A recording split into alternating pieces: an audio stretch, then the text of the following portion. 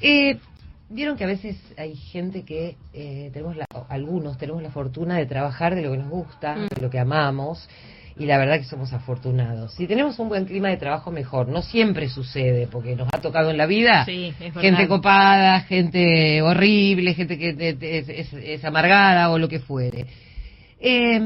Pero cuando se dan todas esas circunstancias, la verdad que somos muy felices. Como por ejemplo nos pasa en este programa, que hay muy buena energía. Pero a veces uno tiene un trabajo que pesa, ¿no? ¿Qué sucede? Es el trabajo, es uno. Bueno, hay un libro que pone en palabras lo que muchas personas viven en silencio, el dolor psicoemocional vinculado al mundo laboral. Y el método para tratar de transitar esto lo mejor posible se llama Tarasiewicz. ¿Por qué? Porque fue creado por la psicóloga y speaker Analía Tarasiewicz, que lanza su libro Cuando el trabajo duele. Y la tenemos al teléfono. Hola Analía, María Areces te saluda. ¿Cómo estás?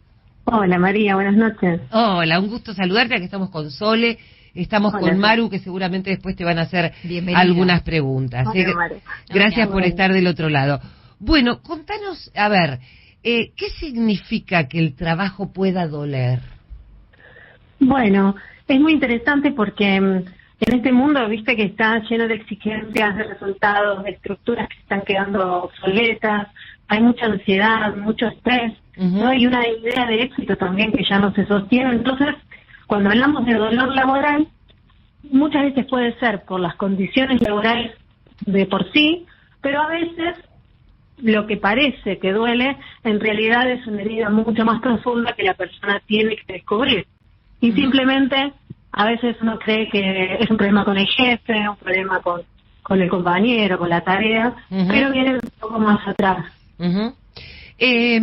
Por ejemplo, vamos primero a los dolores que vienen por la cuestión de mal clima, por la cuestión de mala paga, por todas aquellas dificultades que transitan algunas personas que tienen una actividad hoy que por ahí les puede gustar, pero no se sienten satisfechas.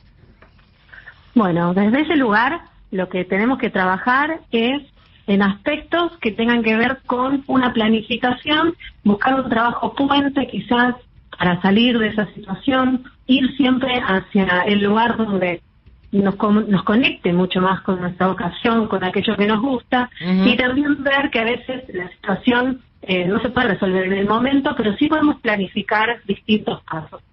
Digamos, a medida que uno tiene una situación socioeconómica más compleja y a veces hay gente enferma en la casa o hay que darle de comer a los pibes y no alcanza, ¿no? Ahí la situación quizás se alargue un poco más, pero nunca es imposible, ¿no? Siempre podemos empezar a trabajar en qué otra cosa podemos hacer. Ahora podemos buscar algún tipo de emprendimiento paralelo o algo que realmente nos pueda llevar a esa conexión. Sí, es verdad eso, ¿no?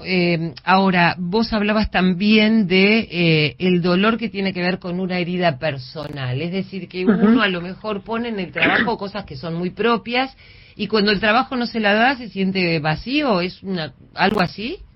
Mira, a veces tenemos traumas que vienen desde la infancia con temas que una quiebra económica, alguna situación donde sufriste bullying, alguna situación donde no pudiste avanzar o algún jefe que te trató mal y te dejó marcada.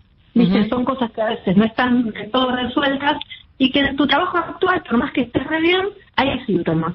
Hay síntomas de un estrés que se pasa, de un miedo que aparece, de una fobia que no puedes controlar. Y a veces la persona cree que es la situación, pero cambie donde cambie, ¿no?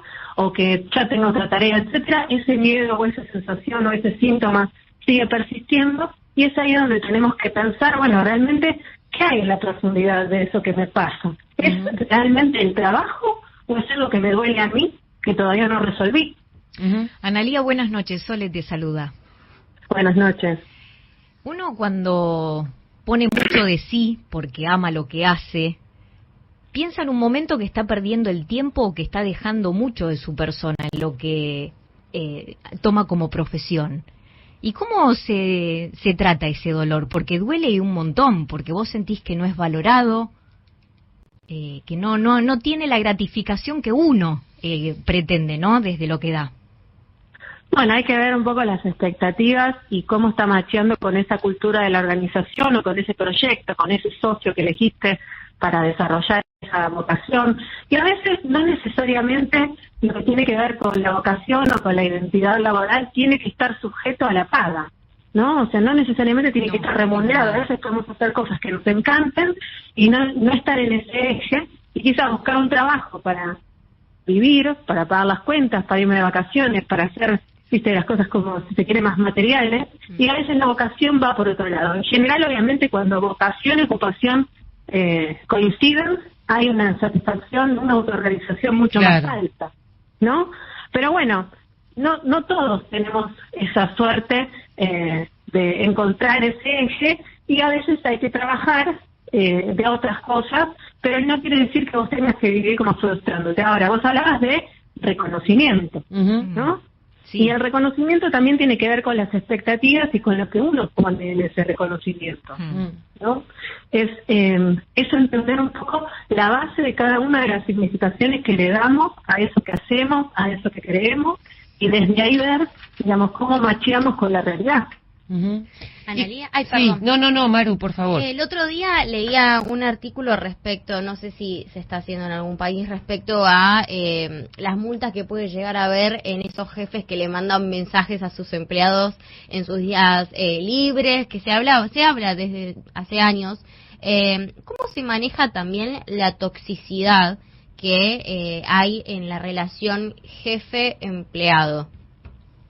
Bueno, también te digo, desde dónde me paro yo, sí, a ver cuáles son mis límites, cuáles son las cosas que estoy dispuesto a tolerar por esta situación, y si vemos que hay una persona tóxica que en realidad está en el otro puesto a la escena, siempre lo que recomiendo es empezar a salir de ese rol, de esa tarea, de ese trabajo, para poder ir hacia un lugar donde yo pueda desarrollarme más sanamente y tener una productividad más sana. Pero si ese no es el caso, y a veces tenemos que quedarnos en lugares porque son a veces pasos que necesitamos hacer o lugares que necesitamos pasar para llegar a, bueno, cuanto más conciencia uno tiene, más herramientas va a poner al servicio de esa situación para que no te enfermes.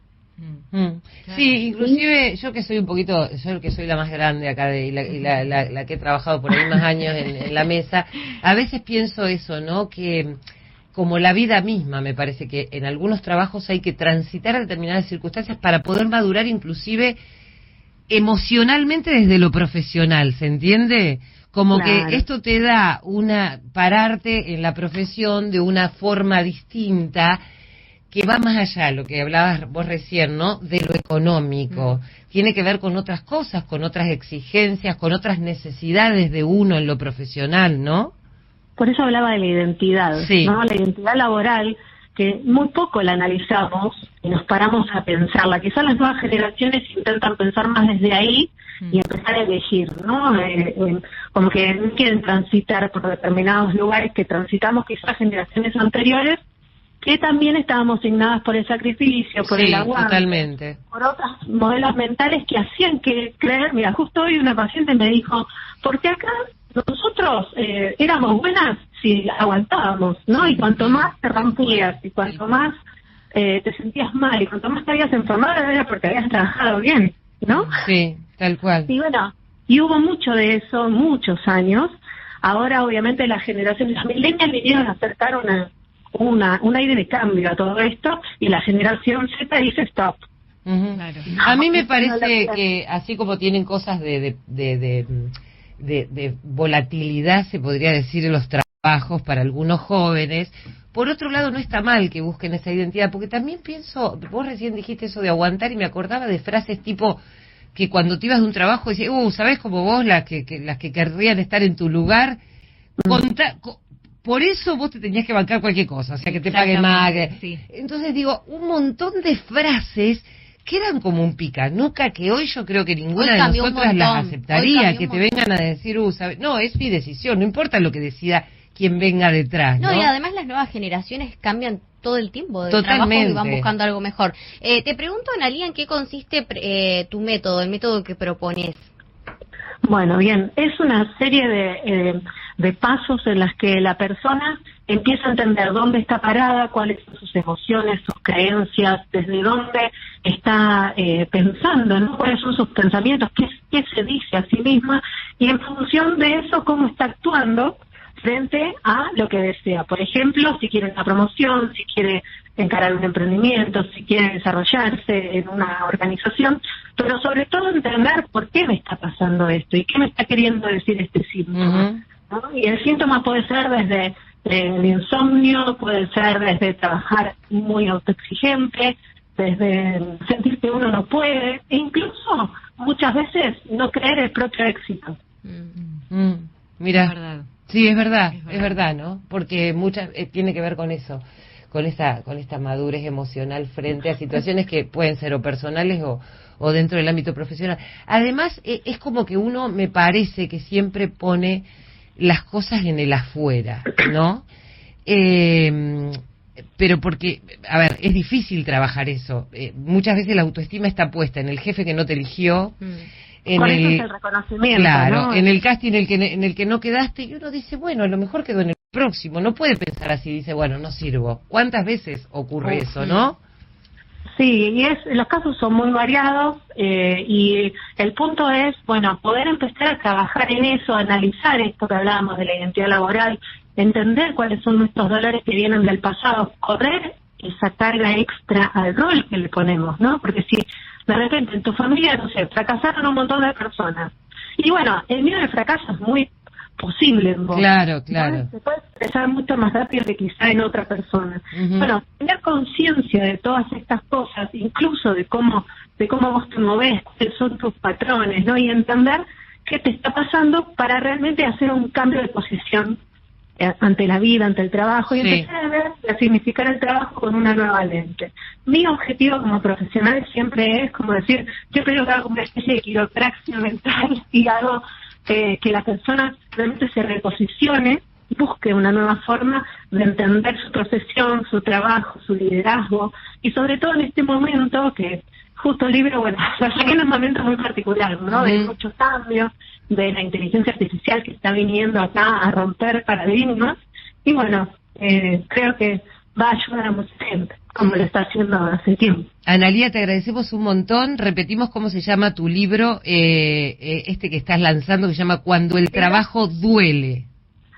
Sí, exacto. Y bueno, y si no, pueden encontrarme en Instagram, porque mi apellido siempre es muy difícil, Tarasiewicz, pero el Instagram es fácil, es trabaja.mejor. Trabaja.mejor. Ahí pueden encontrar a Analía Tarasiewicz, la licenciada Analía Tarasiewicz, que es psicóloga del trabajo y directora de la consultora Trabaja Mejor. Te agradecemos mucho, que tengas una buena noche. Gracias a ustedes. Gracias.